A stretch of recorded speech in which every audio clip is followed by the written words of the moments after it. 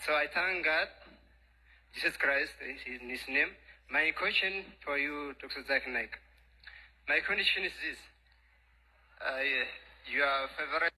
ሰላም አለይኩም ወራህመቱላሂ ወበረካቱ። እንዴት ቆያችሁ? ዶክተር ዛኪር ናይክ አላህ ይጠብቀውና በቅርቡ ኬንያ ላይ ነበረ የተለያዩ ትምህርቶችን ሰጥቷል። እንደሚታወቀው የዶክተር መድረክ ክርስቲያን ወገኖቻችንን ያሳትፋል።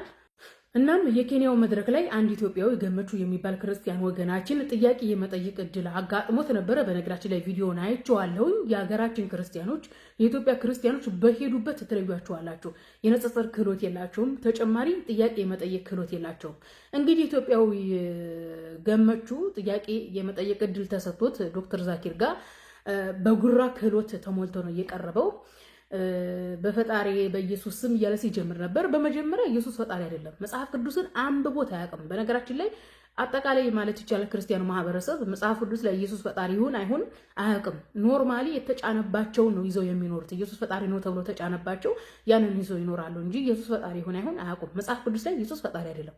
መጽሐፍ ቅዱስ በግልጽ አማርኛ የኢየሱስን ፈጣሪነት ይቃወማል።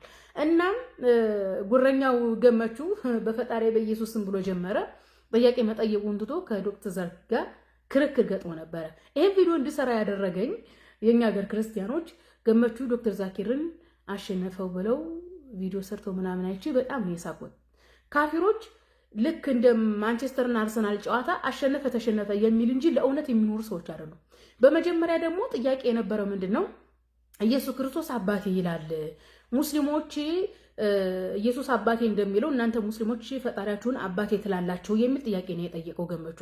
በነገራችን ላይ መጽሐፍ ቅዱስ ላይ ፈጣሪን አባቴ ማለት ወይም አብ የሚለው ያለው አዲስ ኪዳን ላይ ነው። ብሉይ ኪዳን ላይ አብ የሚል አታገኙም። ብሉይ ኪዳን ምክንያቱም የአይሁዶች አስተምሮት ነው፣ በሂብሩ የተጻፈ ነው። ከሂብሩ ቋንቋ ነው ወደ አማርኛ ወደ ተለያየ ቋንቋ የተተረጎመው። አዲስ ኪዳን ግን ለመጀመሪያ ጊዜ የተጻፈው በግሪክ ኮይኔ ነው።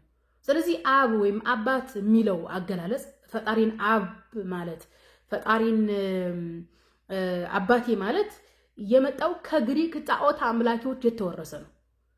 አልሰሜን ግባ በለው አሉ። እናንተ ፈጣሪን አባቴ አባቴ የምትሉት ከግሪክ ጣዖት አምላኪዎች የተኮረጀ አይዲዮሎጂ እንደሆነ አታውቁም።